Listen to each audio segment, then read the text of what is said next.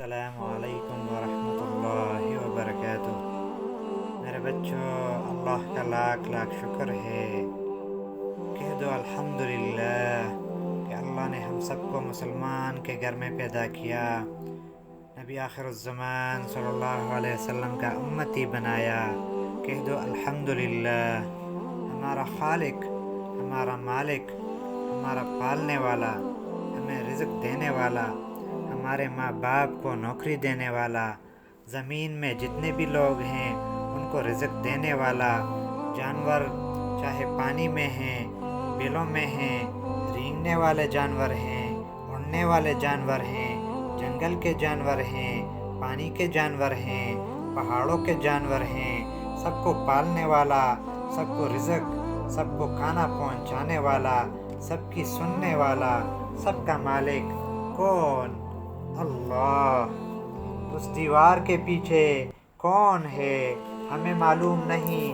ہماری آنکھیں کمزور ہیں، ہم دور والوں کو نہیں دیکھ سکتے، گھر کے باہر کے لوگوں کو نہیں دیکھ سکتے، دوسرے ملک میں بیٹھے لوگوں کو نہیں دیکھ سکتے، کیونکہ ہماری آنکھیں تو صرف سامنے والے لوگوں کو یا تصویر کو دیکھ سکتی ہے، لیکن ہمارا اللہ، ہم سب کا اللہ، پوری دنیا کا اللہ ایک ہی وقت میں ہمیں بھی دیکھ رہا ہے، دوسرے گھر کے لوگوں کو بھی دیکھ رہا ہے، مسجد کے لوگوں کو بھی دیکھ رہا ہے، گلی والے لوگوں کو بھی دیکھ رہا ہے۔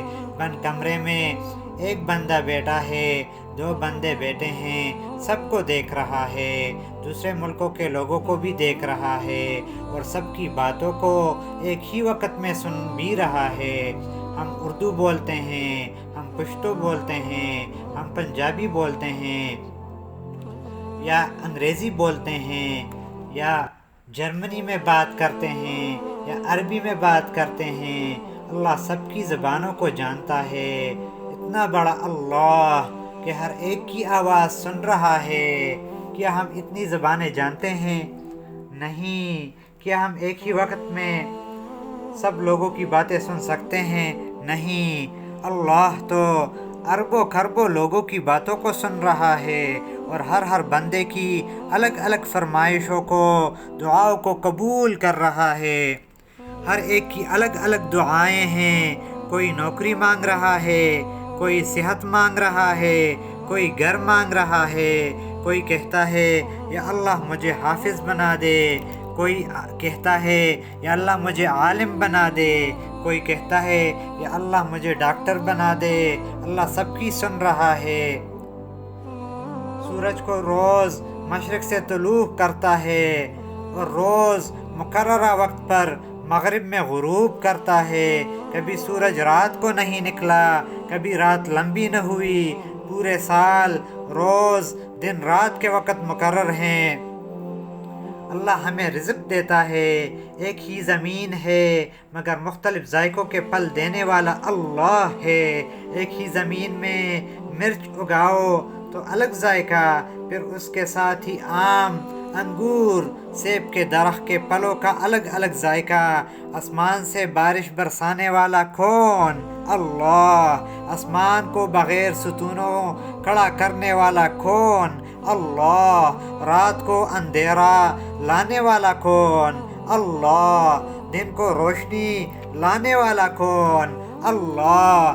پہاڑوں کا مالک کون؟ اللہ۔ سمندروں کا مالک کون؟ اللہ۔ پوری کائنات کا مالک کون؟ اللہ۔ ہماری پیاس بجھانے والا کون؟ اللہ۔ ہماری بھوک مٹھانے والا کون؟ اللہ۔ اللہ فرماتا ہے کہ میں نے سب انسانوں اور جنات کو اپنی عبادت کے لیے پیدا کیا۔ بچوں، اللہ تعالیٰ نے ہمیں کس چیز کے لیے پیدا کیا؟ اپنی عبادت کے لیے پیدا کیا۔ اللہ ایک ہے، نہ کسی کا باپ ہے۔ اللہ نہ کسی کا بیٹا ہے۔ اللہ نہ کسی کا بیٹا ہے، اور نہ اللہ کا کوئی بیٹا ہے۔ اللہ نہ کسی کا بیٹا ہے، اور نہ اللہ کا کوئی بیٹا ہے۔ دنیا میں ہمیں ماں باپ سے محبت ہوتی ہے۔ ہمیں دنیا میں کس سے محبت ہوتی ہے؟ ماں باپ سے محبت ہوتی ہے۔ ماں باپ سے ہم کیوں محبت کرتے ہیں؟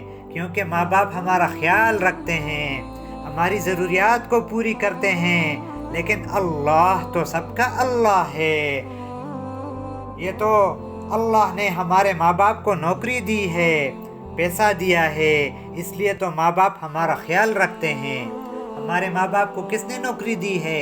پیسہ کس نے دیا ہے؟ اللہ نے دیا ہے۔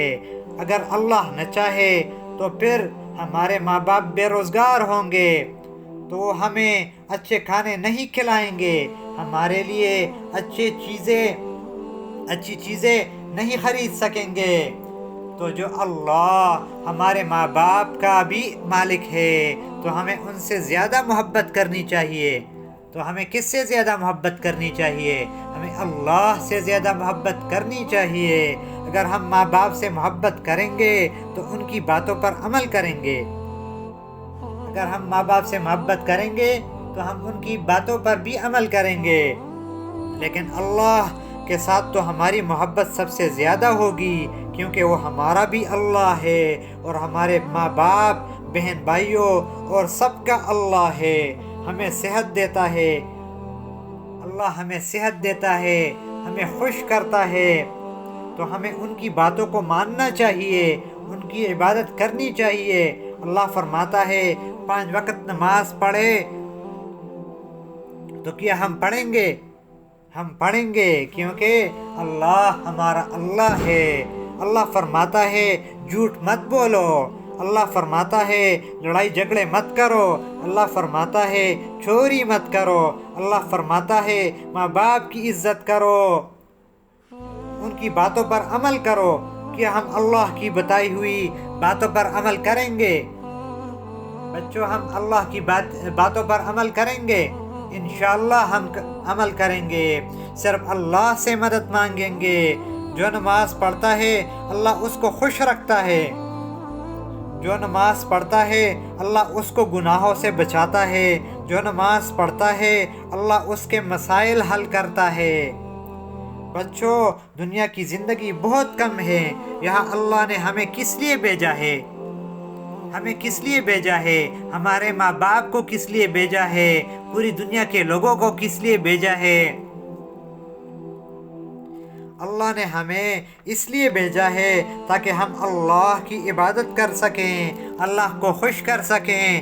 جو بھی نیک کام کریں یہ نیت اور ارادہ دل میں کرے کہ اللہ ہم سے خوش ہو جائے۔ اگر ہم نیک عمل کریں گے، نماز پڑھیں گے، قرآن کی تلاوت کریں گے، تو ہمارے دل میں ارادہ کیا ہونا چاہیے؟ کہ اللہ ہم سے خوش ہو، اللہ ہم سے خوش ہو۔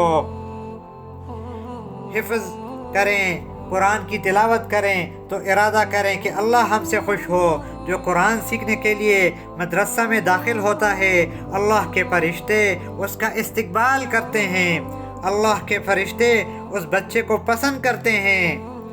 جو مدرسہ میں داخلہ لیتا ہے، قرآن شریف کی تلاوت کرتا ہے، تو فرشتے اس کے ارد گرد بیٹھتے ہیں، اللہ اس کی تلاوت سنتا ہے۔ بچوں، اللہ جس سے پیار کرتا ہے، جس کو پسند کرتا ہے، اس کو دینی تعلیم، قرآن کا علم سیکھنے کے لیے چنتا ہے اور منتخب کرتا ہے۔ تو جو بچے بھی قرآن کی تعلیم کو سیکھنے کے لیے مدرسہ جاتے ہیں تو اللہ ان سے خوش ہوتا ہے، فرشتے ان سے خوش ہوتے ہیں۔ بچوں، جس نے اللہ کو یاد کیا، ماں باپ کی بات مان لی، وہ دنیا میں بھی کامیاب اور آخرت میں بھی کامیاب ہوگا۔ بچوں، آپ روز دیکھتے ہیں کبھی چھوٹا بچہ مرتا ہے، کبھی بڑا آدمی یا عورت مرتی ہے۔ بچوں، ہم سب نے اللہ کے پاس جانا ہے، تنگ قبر میں اکیلے سونا ہے، وہاں اندھیرا ہوگا، مگر جن بچوں نے اللہ کو یاد کیا، اچھے کام کیے، جھوٹ نہ بولا، 5 وقت نماز پڑھی، قرآن کی تلاوت کی، تو وہ تنگ قبر روشنیوں سے روشن ہو جائے گا۔ تو جس نے اللہ کی عبادت کی تو اللہ تعالیٰ اس کے قبر کو کیا کرے گا؟ روشن کرے گا، اس میں لائٹیں کیا کرے گا؟ لگا لے گا۔ قرآن ہماری مدد کے لیے قبر میں آئے گا۔ جو قرآن ہم پڑھتے ہیں تو یہ قبر میں ہماری مدد کے لیے آئے گا، نماز ہماری مدد کے لیے آئے گی۔ بچوں، اس دنیا کی زندگی میں ہم نے صرف اللہ کو خوش کرنا ہے، اس لیے ہم قرآن کا علم حاصل کرتے ہیں تاکہ اللہ ہمیں نیک بنائے اور اللہ ہم سے راضی ہو جائے۔ اگر استاذ آپ کو سخت بات کرے یا آپ کو سزا دے تو وہ تو آپ کا دشمن نہیں ہے بچوں، وہ چاہتا ہے کہ بچہ قرآن پڑھنے والا بن جائے۔ ماں باپ آپ کو پیسے دیتے ہیں، آپ کی ہر خواہش پوری کرتے ہیں، لیکن ماں باپ چاہتے ہیں کہ آپ دنیا و آخرت میں کامیابی حاصل کرو، تو اس لیے آپ کو مدرسہ میں داخل کرتے ہیں تاکہ آپ حافظ قرآن بن جاؤ، آپ اچھے بچے بن جاؤ۔ قرآن پڑھ کر دنیا میں نیک عمل کرو، زندگی بہت کم ہے، پتہ نہیں ہم کب اللہ کے پاس جائیں، کب ہمیں موت آ جائے۔ تو اگر ہم نماز پڑھنے والے ہوں گے، ماں باپ کی بات ماننے والے ہوں گے، قرآن کو پڑھنے والے ہوں گے، تو ہمارا قبر بھی جنت بن جائے گا، اللہ ہم سے خوش ہو جائے گا، اللہ قبر میں جنت کے پل لگائے گا، جنت کا بستر بچھائے گا اور جنت کے کھانے دے گا۔ ہم تو اس دنیا میں اللہ کو خوش کرنے آئے ہیں، تو بچوں قرآن کو سیکھو، قرآن حفظ کرو، ماں باپ کی باتوں کو مان لو، اللہ آپ کو دنیا و آخرت میں کامیاب کرے گا انشاءاللہ تعالی۔ السلام علیکم ورحمۃ اللہ وبرکاتہ۔